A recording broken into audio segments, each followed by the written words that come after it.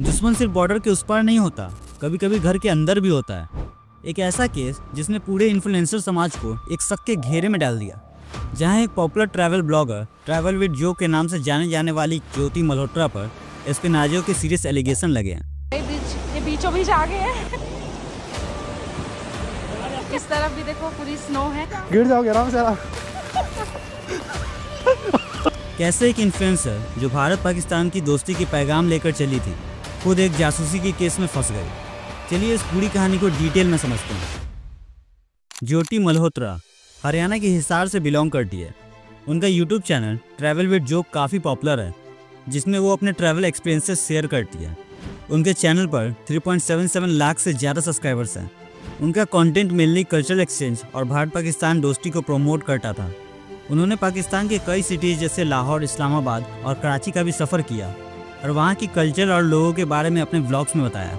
लेकिन सब कुछ तब बदल गया जब मई 2025 में हरियाणा पुलिस ने उन्हें एस्पिनाजो के चार्जेज में अरेस्ट किया। पुलिस के मुताबिक ज्योति पर पाकिस्तान की इंटेलिजेंस एजेंसी ISI को सेंसिटिव मिलिट्री इन्फॉर्मेशन देने का आरोप है। उन्होंने 2023 में पाकिस्तान विजिट किया था, जहां उनकी मुलाकात एहसान उर रहीम से हुई, जो पाकिस्तान हाई कमीशन के एक ऑफिशियल थे। इसके बाद उनका कनेक्शन पाकिस्तानी इंटेलिजेंस ऑपरेटिव से बना। ज्योति ने पाकिस्तान के बहुत सारे फुटेज अपने ब्लॉग्स में डाले, जिसमें उन्होंने पाकिस्तान की खूबसूरती दिखाई, वहाँ के मंदिर भी एक्सप्लोर किए और इसी तरह उन्होंने 2-3 बार पाकिस्तान ट्रैवल किया। अप्रैल 2025 में जम्मू एंड कश्मीर के पहलगाम में एक टेररिस्ट अटैक हुआ, जिसमें कई लोग मारे गए। इन्वेस्टिगेशन के दौरान ये पता चला कि ज्योति मल्होत्रा उस अटैक से पहले पाकिस्तान गई थी। अथॉरिटीज़ अब ये जांच रहे हैं कि क्या पाकिस्तान ट्रिप और इस अटैक के बीच कोई कनेक्शन है। हालांकि ज्योति ने अपने ब्लॉग्स में पहलगाम के व्यूज़ को भी एक्सप्लोर किया था और सबको वहाँ घूमने के लिए सजेशंस भी दिया था। अब ये इत्तेफाक भी हो सकता है क्योंकि जनरली ब्लॉगर्स अपने ब्लॉग में ऐसे प्लेसेस को प्रमोट करते हैं, पर ऐसा भी हो सकता है उन्होंने उस ब्लॉग की रॉ फुटेजेस पाकिस्तानी खुफिया लोगों से शेयर की हो।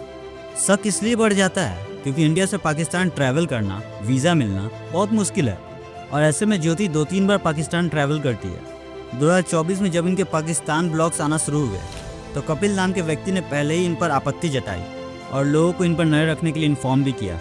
पुलिस रिपोर्ट्स के मुताबिक ज्योति ने इनक्रिप्टेड प्लेटफॉर्म्स जैसे व्हाट्सएप, टेलीग्राम और स्नैपचैट का यूज़ करके सेंसिटिव इन्फॉर्मेशन शेयर की। उन्होंने अपने कॉन्टैक्ट्स को फेक नेम से सेव किया था, जैसे जट रंधावा, जिसका असली नाम राना शहबाज था। उनके डिवाइसेस से भी कई कॉन्फिडेंशियल डाटा रिकवर हुए हैं।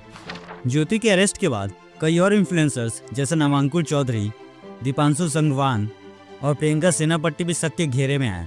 हालांकि उन पर कोई फॉर्मल चार्जेस नहीं लगे हैं, लेकिन उन्होंने पब्लिक स्टेटमेंट्स में कहा है कि उनका ज्योति के इलीगल एक्टिविटीज़ से कोई लेना नहीं है। ज्योति पर ऑफिशियल सीक्रेट्स एक्ट्स के तहत चार्जेस लगे। उनका मोबाइल और लैपटॉप पुलिस के पास है और उनकी इन्वेस्टिगेशन चल रही है। पब्लिक में इस केस को लेकर मिक्स्ड रिएक्शन है। कुछ लोग कहते हैं कि वो सिर्फ एक कल्चरल एम्बेसडर है, जबकि कुछ लोग उन्हें देशद्रोही मानते हैं। बीते कुछ दिनों में जो पहलगाम में हुआ और उसके बाद इंडिया पाकिस्तान के बीच जो एक वार हुई, उससे पब्लिक पहले से निराश है।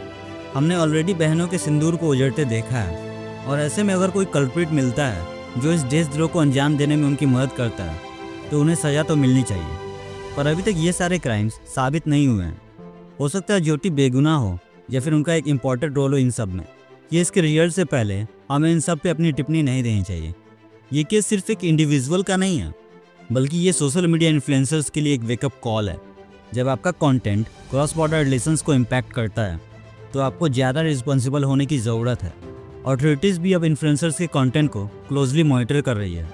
ये थी पूरी कहानी ज्योति मल्होत्रा के एस्पिनाजो केस की। आपका इस केस के बारे में क्या कहना है? आपको क्या लगता है कि वो गिल्टी है या उन्हें फंसाया गया है? अपने थॉट्स नीचे कमेंट्स में जरूर शेयर करें। मिलते हैं अगले वीडियो में, तब तक के लिए जय हिंद।